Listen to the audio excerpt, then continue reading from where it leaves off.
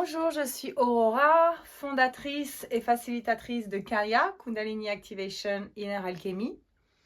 Si vous regardez cette vidéo aujourd'hui, c'est parce que vous allez certainement participer à une de mes sessions prochainement. Je vous fais cette vidéo explicative pour que l'on puisse entrer pleinement dans la pratique le jour de la session. Kaya est le fruit de ma participation à de multiples formations ces 4 dernières années. CAP, Kundalini Activation Process, Inner Dance, que je suis toujours, Kundalini Inner Dance, ainsi que Kundalini Bodywork et Holistic Breath. J'ai voulu créer ma propre formation suite à mes expériences d'auto-guérison, de transformation, avec tout ce qui résonnait en moi à travers ces différentes pratiques. Il faut savoir que chaque enseignant a son propre paradigme et sa propre vérité, et qu'au fil des années, j'ai bien compris que personne ne détient la vérité et que notre propre vérité à nous, c'est tout ce qu'on peut partager sans l'imposer.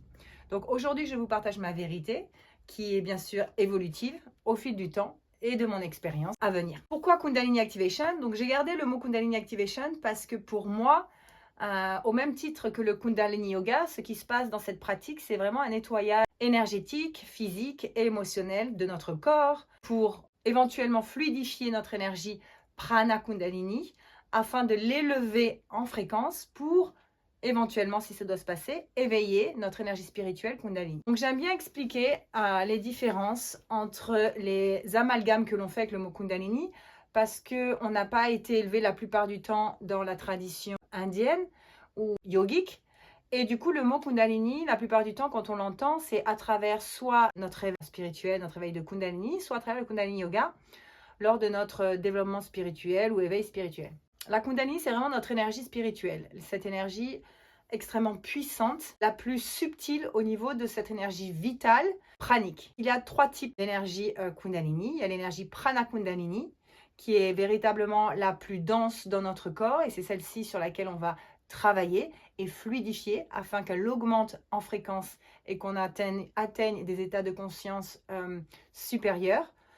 Pour ensuite expérimenter Chit Kundalini, qui est un état de conscience que l'on expérimente souvent dans les sessions non duelles ou dans des états de conscience modifiés à travers des plantes médecines, par exemple, quand on vit cet état un petit peu de mort de l'ego.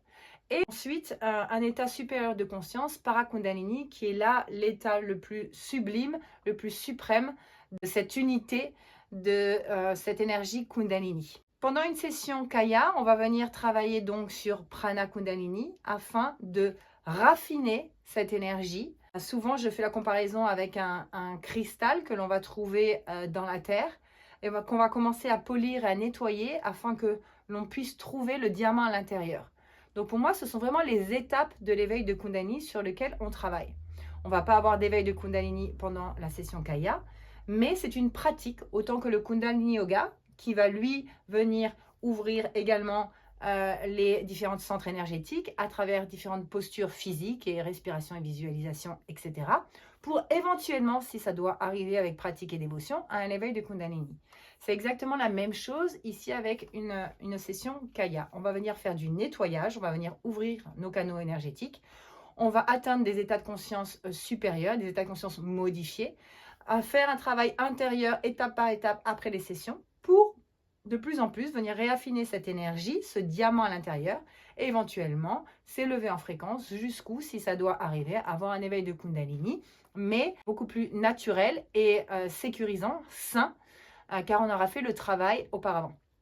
Souvent, on fait l'amalgame également avec donc, le Kundalini Yoga, je viens de vous expliquer. La différence avec le Kundalini Yoga, c'est qu'ici, on ne va pas faire de posture de yoga. Dans la pratique Kaya, on va vraiment juste s'allonger sur le sol, les bras le long du corps, en position Savasana, en mode réception et abandon de soi, ouverture du corps et de l'esprit. Dans la pratique du Kundalini Yoga, on va vraiment faire des postures. On va utiliser notre action, le pouvoir de volonté. On va vouloir éveiller une énergie principalement ascendante, qui va être endormi à la base de la colonne vertébrale, du chakra racine et sacré, et qu'on va vouloir faire monter petit à petit jusqu'à atteindre le samadhi. Dans les sessions Kaya, on va venir surtout faire descendre cette énergie.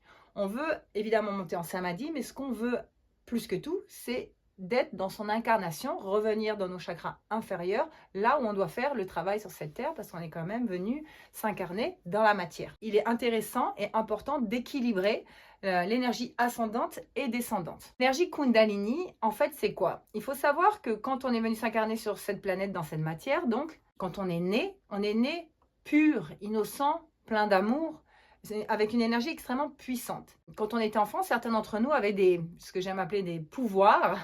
On arrivait à entendre, à voir des choses, et surtout on avait cette puissance du cœur et d'amour inconditionnel pour tout ce qui est avec cette connexion inhérente avec la nature et la source à l'intérieur de nous qui était exponentielle. Et petit à petit, on a perdu cette connexion, on a perdu cet amour, cette innocence, cette pureté, parce qu'on a été conditionné par la société, par la famille, par une tonne de croyances limitantes, par l'éducation, le système éducatif, les cultures, la religion, etc., etc. Et tout dépend de là où on est venu s'incarner. On nous a programmés et conditionnés. On nous a dit qu'il fallait parler, être, voir, sentir, agir d'une certaine façon. Et notre vie était déjà, toute programmée dans des petites boîtes. Cette énergie exponentielle, cette puissance qu'on avait à l'intérieur de notre corps, cette énergie spirituelle qui nous connectait à tout ce qui était, a diminué. Pourquoi? Parce qu'on a commencé à chercher la source et la validation à l'extérieur. Quand l'ego a commencé à être créé par rapport à tout notre conditionnement et ce dont on a enseigné étant jeune, on a commencé à être séparés, à s'identifier à notre corps, alors que l'on n'est pas ce corps, on est l'énergie qui est dans ce corps, on est cette énergie infinie et immortelle, disons, dans ce corps physique mortel. Notre âme est bien plus que ça. Du coup, on a commencé à créer cette séparation avec les autres, ce qui était tout à fait normal de rentrer dans notre individualité pour pouvoir naviguer dans ce monde duel, ce monde physique. Mais je pense qu'il y a quelque chose à l'intérieur de nous qui nous fait vraiment savoir qu'on est bien plus que cela.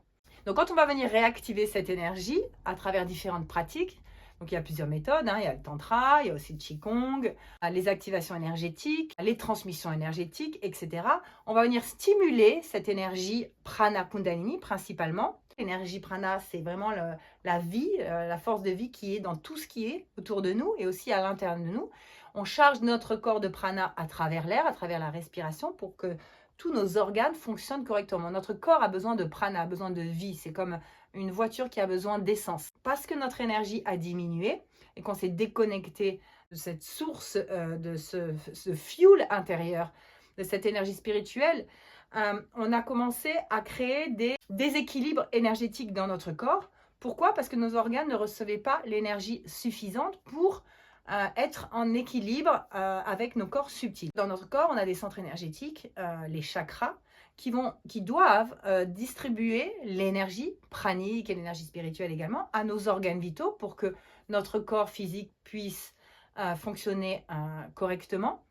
Et nos centres énergétiques, les chakras, sont connectés à ces organes vitaux qui sont connectés à nos glandes endocrines, donc à notre système hormonal qui régule nos émotions. Donc si cette énergie ne circule pas correctement, on va créer ces déséquilibres dans notre corps physique, mais également dans nos corps subtils, car nos corps subtils sont connectés à nos chakras, à nos centres énergétiques. Et c'est ce qui s'est passé quand on a grandi et qu'on a évolué, parce que détourné de notre pouvoir intérieur et de notre source intérieure, on a créé ces déséquilibres énergétiques et donc des maladies physiques, émotionnelles et mentales. La plupart du temps, c'est la dépression, l'anxiété, les maladies également articulaires ou musculaires comme la myofascie, les crises de panique, d'angoisse, ne pas savoir pourquoi on est là, quelle est notre mission de vie, qu'est-ce qu'on est venu faire sur cette terre, tout simplement. Donc, grâce à des pratiques aujourd'hui qui vont nous permettre de réactiver, stimuler cette énergie prana kundalini pour la libérer, pour qu'elle puisse s'exprimer dans tout notre corps et donc ouvrir la voie à cette énergie spirituelle kundalini pour éventuellement un éveil, on va pouvoir retrouver cette pleine puissance, cette reconnexion à soi, cet amour de la vie, de tout ce qui est, cette joie et d'accueillir la vie avec grandeur, avec amour et avec humour. La différence également avec l'éveil de Kundalini, là où on fait un autre amalgame, c'est qu'un éveil de Kundalini, la plupart du temps, ça peut être dangereux. Alors pourquoi? Parce que la Kundalini, c'est une énergie, c'est une électricité extrêmement puissante. C'est l'énergie de la création, c'est l'énergie de la purification, c'est notre feu intérieur. C'est ce qui nous maintient en vie. Il y a quelque chose qui nous maintient en vie au-delà de notre mental et notre pouvoir de volonté. Je pense que vous l'avez tous ressenti, vous êtes tous dans l'éveil spirituel maintenant. Depuis le Covid, on est en train de vivre une vraie évolution des consciences. On se rappelle, on revient à soi, on sait qu'il y a quelque chose de beaucoup plus fort et de beaucoup plus puissant que ce qu'on pense être. Donc cette énergie Kundalini, lorsqu'elle s'active pendant un éveil de Kundalini, la plupart du temps spontané, ça peut être dangereux parce que le corps n'a pas été préparé. Donc qu'est-ce qui se passe? C'est l'électricité la plus puissante qui est encore mystérieuse et qui ne peut être quantifiable. Elle va venir s'activer dans tout le corps et elle ne va pas trouver la place de circuler. C'est-à-dire, dans notre corps, nous avons des veines là où circule le sang. Nous avons également des circuits énergétiques, les nadis, méridiens, où l'énergie va circuler. Si ces canaux énergétiques sont bouchés, l'énergie ne va pas pouvoir circuler. C'est exactement la même chose que dans un tuyau de plomberie. Si un tuyau de plomberie est encrassé, qu'est-ce qui va se passer si on ouvre l'eau à fond la caisse? L'eau va pousser les premiers détritus, va former un gros bouchon, va exploser la canalisation. Si cette énergie explose tel qu'un volcan qui va brûler tout sur son passage, l'énergie va monter au niveau des chakras inférieurs, quand on est beaucoup plus connecté aux chakras inférieurs. Quand l'énergie va monter jusqu'au niveau du cœur, parfois elle va l'ouvrir, parfois elle va trouver un autre chemin autour du cœur et elle va commencer à bloquer. Au niveau du chakra de la gorge, mais le chakra de la gorge va être également bloqué. On ne nous a jamais autorisé à exprimer nos émotions, notre vérité. Le troisième œil, glande pinéale, chakra racine également, tous ces chakras supérieurs, en général, chez les humains, sont très bloqués. Donc l'énergie, c'est comme la canalisation de la plomberie encrassée, elle va monter, elle va rencontrer les bouchons, elle va exploser au niveau des chakras supérieurs. Qu'est-ce qui va se passer? Beaucoup d'électricité dans le cerveau, les différentes zones du cerveau activées, l'amygdala, la glande pinéale, l'hypothalamus vont s'ouvrir et le système nerveux sympathique va être overactivé.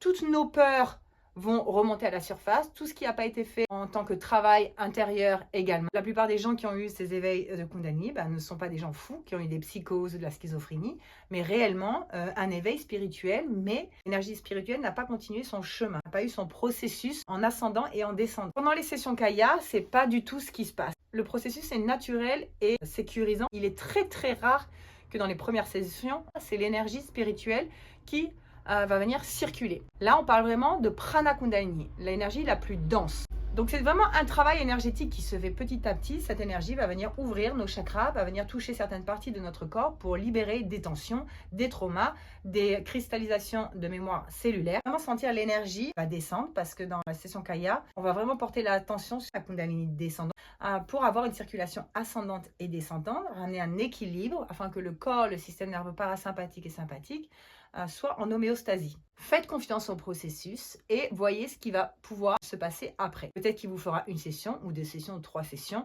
Moi, personnellement, il m'en a fallu 6 avant que le processus énergétique, corporel et émotionnel soit enclenché.